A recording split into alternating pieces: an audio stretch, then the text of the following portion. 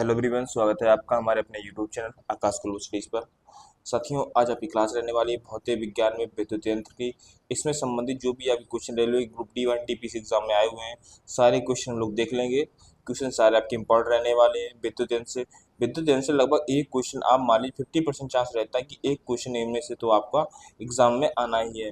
तो ये चैप्टर आपके लिए काफ़ी ज़्यादा महत्वपूर्ण रहने वाला है। तो वीडियो को अंत तक देखिएगा। चैनल पर नए तो चैनल को सब्सक्राइब कर लीजिए और बेल आइकन को प्रेस कीजिए ताकि वीडियो की लेटेस्ट नोटिफिकेशन सबसे पहले आपको प्राप्त होती रहे। लेक्चर नंबर हम लोग 42 करने वाले हैं। लेक्चर 41 तक कर चुके हैं। यदि आपने वो मिस कर दिया है तो जैसे ही आपकी क्लास खत्म होती है आपको यहाँ पर उसका लिंक मिल जाएगा, टाइप करिएगा, वो क्लास भी आपकी हो जाएगी। इसके अलावा आपने कोई भी क्लास मिस की है तो यहाँ पर आपको प्लेलिस्ट भी मिल जाएगी। जैसे ही क्लास खत्म होती है यहाँ पर आपको प्लेलिस्ट मिल जाएगी, उस पर क्लिक करिए और जो भी आपकी क्लास छूटी है कवर करिए। इसके अलावा आप चैनल पर नए हैं तो भी आप शुरुआत से देख लीजिए। आपकी सारी क्वेश्चन PYQ हैं, सारे क्वेश्चन अच्छे हैं, इंपॉर्टेंट क्वेश्चन है। तो यदि आप तैयारी को अपने और मजबूत करना चाहते हैं तो PYQ ये कर सकते हैं। इसके अलावा मैं आपको बताना चाहूँगा, जो भी साथी हमारे railway group D1 TPC exam की तैयारी कर रहे हैं उनके लिए हम लेकर आए हैं सामान्य विज्ञान की एक टेस्ट सीरीज जो आपकी एकदम फ्री में रहने वाली। इसका कोई चार्ज नहीं पड़ने वाला है आपसे।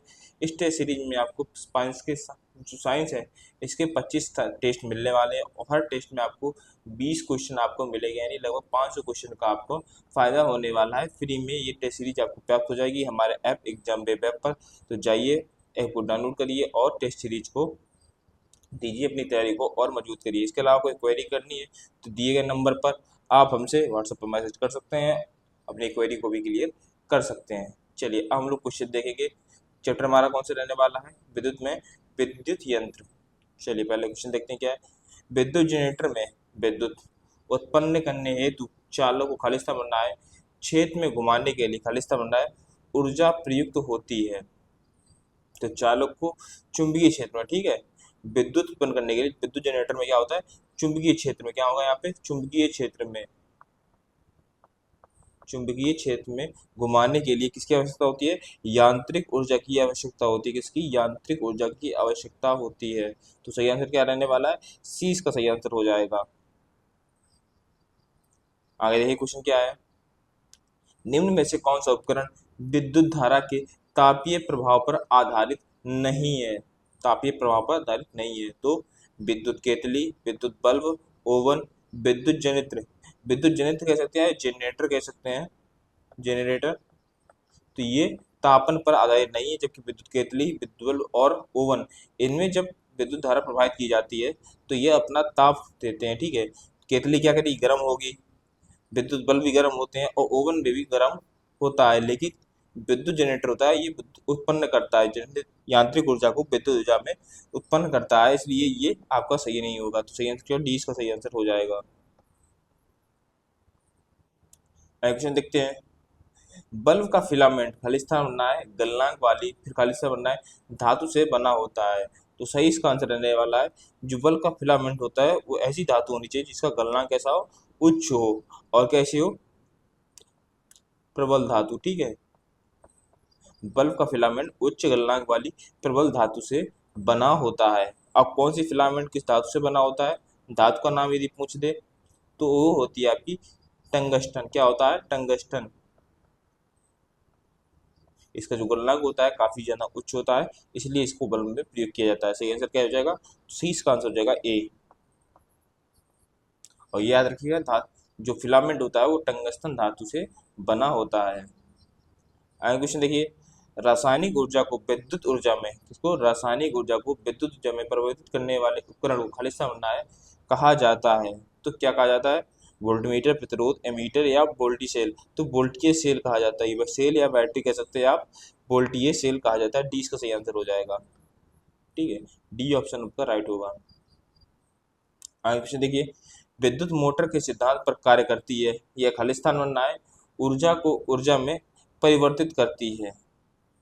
चलिए, तो इसका जो सही आंसर रहने वाला है वो है आपका विद्युत मोटर होती है किस सिद्धांत पर कार्य करती है? तो ये फ्लेमिंग के बाएं हाथ के नियम पर कार्य करती है और ये विद्युत ऊर्जा को, ठीक है, यहाँ पे खालिस्तान आपके थे, ये यहाँ पर विद्युत होगा आपका, विद्युत ऊर्जा को किसके में परिवर्तित करती है? यांत्रिक ऊर्जा में परिवर्तित करती है। कौन?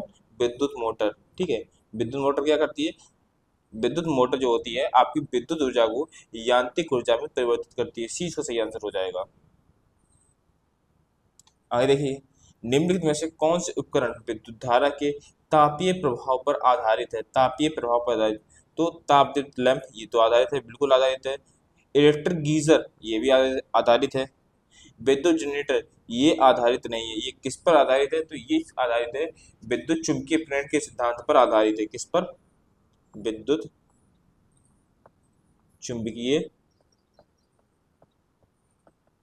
प्रेरण, ठीक है। ये इस सिद्धांत पर आधारित है। और ये सिद्धांत किसने दिया था? तो ये सिद्धांत आपको याद रखना है। ये सिद्धांत दिया था आपके फैराडे ने दिया था। किसने? माइकल फैराडे ने दिया था। फैराडे का ये नेम, इसको हम फैराडे का नियम भी बोलते हैं, ठीक है, फैराडे का नियम। तो क्या होगा आपका? 1 और 2 यही आप यहाँ तापीय प्रभाव पर आधारित है। तो सही आंसर क्या होगा? 20 का सही आंसर हो जाएगा। 1 व 2 दोनों 20 का सही आंसर होगा। चलिए अगला क्वेश्चन देखते हैं। विद्युत मोटर में खाली स्थान बनना है। दिक् परिवर्तक और बैटरी के टर्मिनलों के बीच संपर्क के रूप में कार्य करता है। तो ये कौन कार्य करता है? तो ये कार्य करता है कार्बन ब्रश। कौन करेगा कार्य काम? कार्बन ब्रश काम करता है। 20 का सही आंसर होगा। चलिए अब हम लोग बात कर लेते हैं हमारे all India exam mock test pass के बारे में, जो आपको मात्र 49 में मिलने वाला है। इस मॉक टेस्ट सीरीज में या इस मॉक टेस्ट पास में आपको 250 प्लस एग्जाम के मॉक टेस्ट मिलने वाले हैं। चाहे आप किसी भी एग्जाम की तैयारी कर रहे हैं, चाहे आप एसएससी एग्जाम की तैयारी कर रहे हो, या आप रेलवे एग्जाम की तैयारी कर रहे हो, या आप बैंक के एग्जाम की तैयारी कर रहे हो, या आप सिविल सर्विस एग्जाम की तैयारी कर रहे हैं, स्टेट पीसी एग्जाम की तैयारी कर रहे हो, टीचिंग एग्जाम की तैयारी कर रहे हो, उन सब एग्जाम के लिए हम आपके लिए लेकर आए मॉक टेस्ट पास, जो आपको मात्र 49 में मिलेगा। एक अफोर्डेबल प्राइस में आपको मिलने वाला है। इसके अलावा हम आपको 24/7 आवर चैट सपोर्ट भी प्रदान करेंगे, जिससे आपको कहीं दिक्कत आती है क्वेश्चन से संबंधित या किसी भी दिक्कत आती है तो आप हमसे संपर्क कर सकते हैं, अपनी क्वेरी को क्लियर कर सकते हैं। देखिए साथियों, आप कोई भी एग्जाम देने जाओ, उसमें यदि आपको पता नहीं है कि एग्जाम में पैटर्न कैसा है या किस प्रकार किस डिफिकल्टी लेवल के क्वेश्चन पूछे जाएंगे, तो हमारा एग्जाम उतना अच्छा जाता नहीं है। और मॉक टेस्ट एक अच्छा विकल्प होता है कि हमें जानने का कि किस प्रकार से हमारे एग्जाम में क्वेश्चन आने वाले हैं। तो ये मॉक टेस्ट इसलिए अच्छा विकल्प होता है। इसके अलावा मैं आपको बताना चाहूँगा, जैसे मान लीजिए आप एसएससी एग्जाम में किसी एक पर्टिकुलर एग्जाम की तैयारी कर रहे हैं, मान लीजिए आप जीडी एग्जाम की तैयारी कर रहे हैं, या आप मान लीजिए सीजीएल एग्जाम की तैयारी कर रहे हैं, या आप मान लीजिए एमटीएस एग्जाम की तैयारी कर रहे हैं, ठीक है। रेलवे में आप मान लीजिए कि आप वर्तमान में जीडी एग्जाम की तैयारी ग्रुप डी एग्जाम की तैयारी कर रहे हैं, ठीक है, ग्रुप डी एग्जाम की तैयारी कर रहे हैं। इसके अलावा आप मान लीजिए आप एनटीपीसी एग्जाम की तैयारी कर रहे हैं, या आप एएलपी एग्जाम की तैयारी कर रहे हैं, ठीक है। तो पहले आपको क्या करना पड़ता था? जीडी के लिए अलग मॉक टेस्ट आप परचेस कर रहे हैं, सीजीएल के अलग मॉक टेस्ट परचेस कर रहे हैं, एमटीएस के लिए अलग मॉक टेस्ट आप परचेस कर रहे हैं, इसके अलावा ग्रुप डी के लिए अलग mock test pass, NTPC, LP, इन सब के लिए आप अलग अलग मॉक टेस्ट परचेस करते थे। लेकिन अब क्या है, हम आपके लिए मात्र 49 रुपये में ये सारे मॉक टेस्ट आपको उपलब्ध करा देंगे। तो एक अच्छा विकल्प होगा आपके लिए, एक अच्छी अर्निंग होगी कि आपने एक ऐसा टेस्ट पास परचेस किया है। चलिए, और ये टेस्ट पास आपको कहाँ मिलेगा? तो ये आप हमारे ऐप एग्जाम वेब पर प्राप्त कर सकते हैं। चलिए अब हम क्वेश्चन देखेंगे। अगला क्वेश्चन हमारा है, घरों और उद्योगों में उपयोग करने हेतु अत्यधिक परिणाम की विद्युत धारा उत्पन्न करने के लिए किस उपकरण का प्रयोग किया जाता है? तो ये किसका उपयोग किया जाता है? तो सही इसका आंसर रहने वाला है वो है आपका विद्युत जनरेटर, या विद्युत जनरेटर कह सकते हैं। इसका उपयोग किया जा सकता है। ये कैसी युक्ति होती है? तो ऐसी युक्ति या इसको ऐसा उपकरण कह सकते हैं जो यांत्रिक ऊर्जा को विद्युत ऊर्जा में बदलता है। किसको? यांत्रिक ऊर्जा को विद्युत ऊर्जा में बदलता है। ये चीज याद रखिएगा, ये क्वेश्चन काफी बार ऐसे एग्जाम में आए हुए हैं, ठीक है। यांत्रिक ऊर्जा को विद्युत ऊर्जा में, विद्युत ऊर्जा में कौन? विद्युत जनरेटर काम करता है। और ये किस पे काम करता है? तो ये काम करता है आपका विद्युत चुंबकीय प्रेरण के सिद्धांत पर ये कार्य करता है, ठीक है। फैराडे के नियम पे ये कार्य करता है। अगला क्वेश्चन देखिए, निम्न में से किस सुरक्षा उपकरण का कार्य सिद्धांत द्वारा के ऊष्मीय प्रभाव पर आधारित है? तो किसके आधारित है? सही इसका आंसर रहने वाला है तो वो है आपका फ्यूज, ठीक है। ये सुरक्षा उपकरण के सिद्धांत पर आधारित है। 20 का सही आंसर है। फ्यूज क्या करता है? हमारे इलेक्ट्रॉनिक उपकरण जो होते हैं उनको अत्यधिक जब वोल्टेज आता है तो वो क्या होते हैं? खराब हो जाते हैं। तो फ्यूज क्या करता है? हमारे इलेक्ट्रॉनिक उपकरणों को तेज वोल्टेज से या किसी भी सावधानी से बचाता है और उनको बचा लेता है, ठीक है। फ्यूज इसका सही आंसर होगा। आगे देखिए खालिस्तान बनना है, यांत्रिक ऊर्जा को विद्युत ऊर्जा में बदलने का कार्य या परिवर्तित करने वाला उपकरण है। सभी को पता है आप क्या सही आंसर क्या रहने वाला है, तो सही इसका आंसर हो जाएगा आपका शुष्क सेल। ठीक है,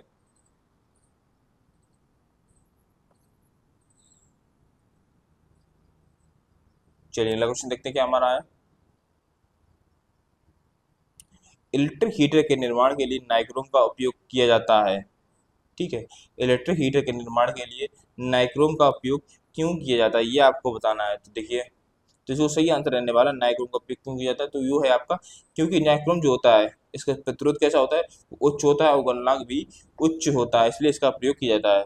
सही आंसर क्या हो जाएगा, डी इसका सही आंसर हो जाएगा। देखिए, कोई भी धातु जब इलेक्ट्रिक हीटर में या किसी अन्य धातु में प्रयोग की जाएगी जिसका तापीय कार्य है, तो उसका प्रतिरोध उच्च होना चाहिए और गलनांक भी उच्च होना चाहिए, और नाइक्रोम ये क्राइटेरिया पूरा करता है। सही आंसर क्या हो जाएगा इसका, डी इसका सही आंसर हो जाएगा। इसके अलावा आपको बताना चाहूंगा, जो भी साथी हमारे चैनल से नए जुड़ रहे हैं, ये साइंस क्लास आपकी डेली सुबह 10:10 पे आ जाती है। तो यदि आपने चैनल को सब्सक्राइब नहीं किया, चैनल को सब्सक्राइब कर लीजिए ताकि आपको ये डेली क्लास मिल जाए, नोटिफिकेशन आता रहे। चलिए अगला क्वेश्चन देखते हैं क्या है। विद्युत मोटर में खालिस्तान बनना है में रूपांतरण होता है, तो किसका रूपांतरण होता है विद्युत मोटर में, सही इसका स्थान हो जाएगा, सही इसका आंसर हो जाएगा विद्युत ऊर्जा को यांत्रिक ऊर्जा में रूपांतरण होता है। यहाँ पे ए इसका सही आंसर होगा। और जो विद्युत धारा होती है, विद्युत मोटर होता है, ये किस प्रकार करता है, तो ये विद्युत धारा के चुंबकीय प्रभाव पर आधारित होता है। किस पे, विद्युत धारा के चुंबकीय प्रभाव पर आधारित होता है। ये विद्युत धारा के चुंबकीय प्रभाव पर आधारित।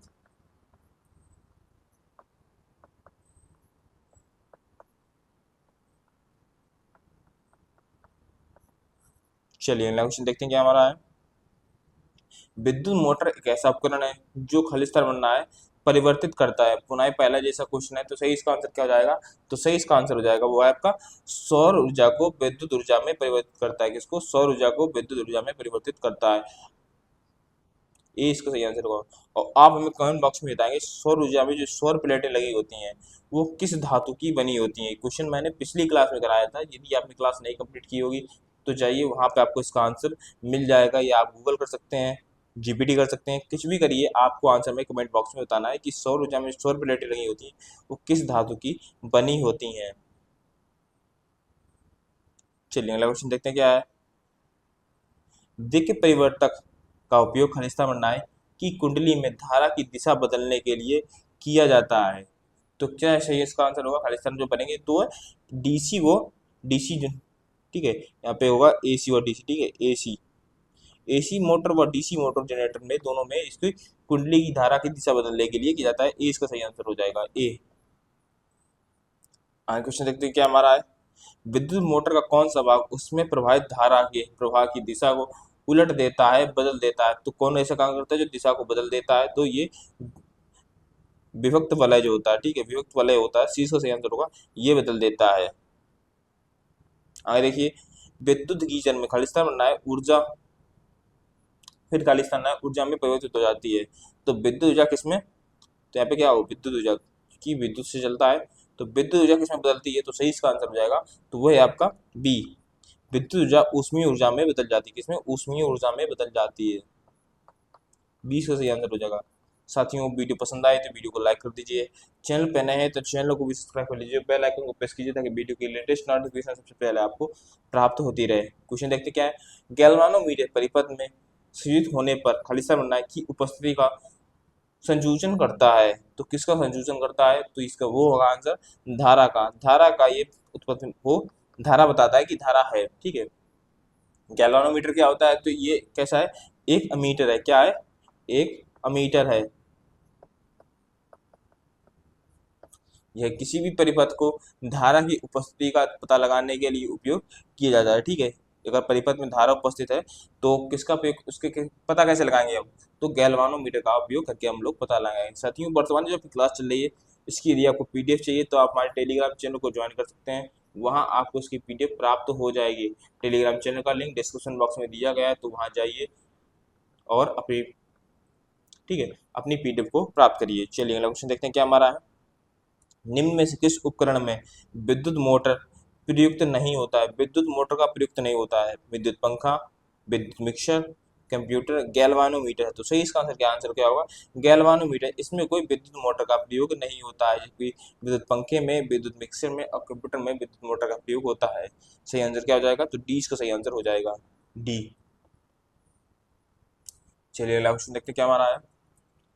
एक ताप विद्युत बल्ब का फिलामेंट बनाने हेतु सर्वाधिक उपयुक्त पदार्थ क्या है? तो कहते हैं मैग्नीज, मैग्नीन, नाइक्रोम, टंगस्टन, लेटिन मिश्र धातु। तो सही आंसर क्या हो जाएगा? सी। टंगस्टन सबसे उपयुक्त धातु रहने वाली, सी से सही आंसर हो जाएगा।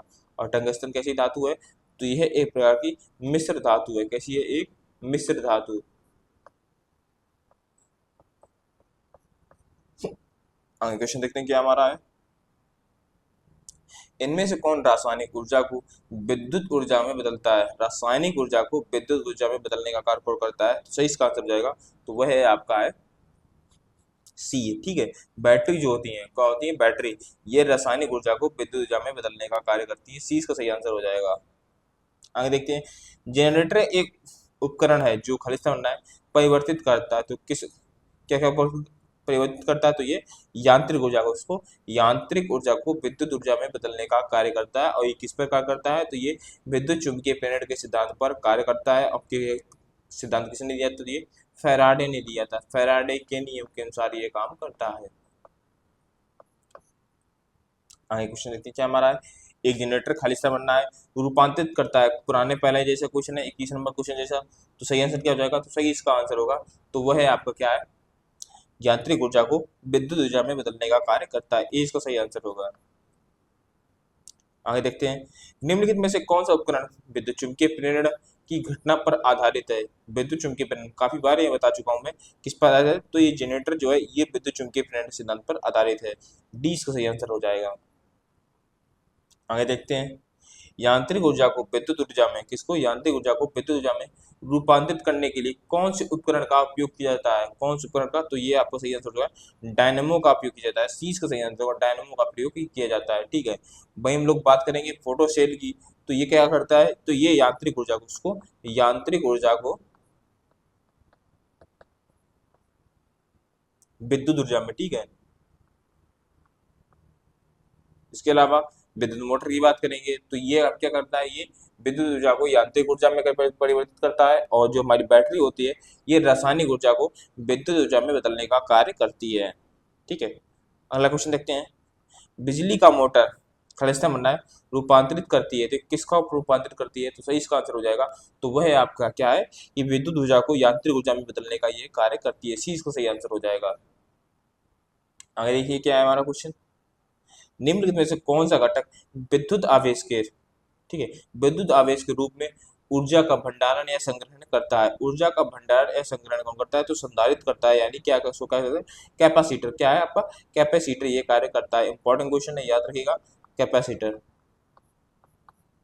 ये इसका सही आंसर हो जाएगा। विद्युत आवेश का भंडारण कौन करता है? तो संधारित करता है, कैपेसिटर करता है। अगला क्वेश्चन देखिए। खालिस्तान बनना है द्वारा एसी को डीसी में बदला जाता है। तो किसके द्वारा एसी को डीसी में बदला जाता है? तो सही इसका आंसर हो जाएगा रेक्टिफायर। रेक्टिफायर के द्वारा जो है एसी करंट को डीसी करंट में बदला जाता है। 20 का सही आंसर हो जाएगा, 20 का सही आंसर होगा। आगे क्वेश्चन देखते हैं क्या हमारा है। निम्नलिखित में से किस उपकरण का उपयोग प्रत्यावर्ती धारा को डिस्क धारा में परिवर्तित करने के लिए किया जाता है? तो प्रत्यावर्ती धारा को डिस्क धारा में परिवर्तित करने का कार्य करता है डिस्ककारी द्वारा किया जाता है, यानी क्या है? रेक्टिफायर। ठीक है, रेक्टिफायर द्वारा इसका कार्य किया जाता है। सही आंसर क्या होगा? सी इसका सही आंसर हो जाएगा। देखिए प्रत्यावर्ती धारा भी क्या होती है? तो प्रत्यावर्ती धारा वो होती है जो किसी विद्युत परिपथ में अपनी दिशा बदलती रहे, लेकिन निश्चित धारा जो होती है वो अपनी दिशा नहीं बदलती है। तो इन दोनों में ये अंतर है, ये आपको याद रखना है कि जो प्रत्यावर्ती धारा होती है यह अपनी दिशा बदलती रहती है, लेकिन निश्चित धारा अपनी दिशा जो है नहीं बदलती है। आगे देखिए। विद्युत धारा मापने के लिए प्रयुक्त होने वाले यंत्र को खालिस्तान बनना है कहा जाता है। तो क्या कहा जाता है? तो सही इसका आंसर हो जाएगा, तो वह है आपका क्या है? एमीटर क्या है आपका? एमीटर। एमीटर का प्रयोग किया जाता है विद्युत धारा को मापने के लिए। साथियों, वीडियो पसंद आ रही है तो वीडियो को लाइक कर दीजिए। चैनल पे नए हैं तो चैनल को भी सब्सक्राइब कर लीजिए और बेल आइकन को प्रेस कीजिए ताकि वीडियो की लेटेस्ट नोटिफिकेशन सबसे पहले आपको प्राप्त होती रहे। चलिए क्वेश्चन देखते हैं क्या हमारा अगला है। आधुनिक विद्युत जनरेटर खालिस्तान बनना है सिद्धांत पर कार्य करता है, तो किसके सिद्धांत पर कार्य करता है? तो ये विद्युत चुंबकीय प्रेरण के सिद्धांत पर कार्य करता है। सी इसका सही आंसर हो जाएगा, विद्युत चुंबकीय प्रेरण के सिद्धांत पर कार्य करता है। आगे क्वेश्चन देखते हैं क्या है। विद्युत मोटर के संबंध में निम्नलिखित से कौन सा कथन गलत है, ये आपको बताना है। देखिए, विद्युत मोटर में विद्युत ऊर्जा को यांत्रिक ऊर्जा में बदला जाता है, ये तो कथन आपका ठीक है, सही है कथन है। डिस्क धारा और सर्वाधिक विद्युत मोटर में ये विद्युत मोटर के प्रकार हैं, ये भी आपका ठीक है। विद्युत मोटर केवल डिस्क धारा द्वारा संचालित होता है, तो ये आपको गलत हो जाएगा, ठीक है, यही आपका गलत हो जाएगा। ये डिस्क धारा प्लस क्या होती, प्रत्यावर्ती धारा, दोनों में ही संचालित होता है।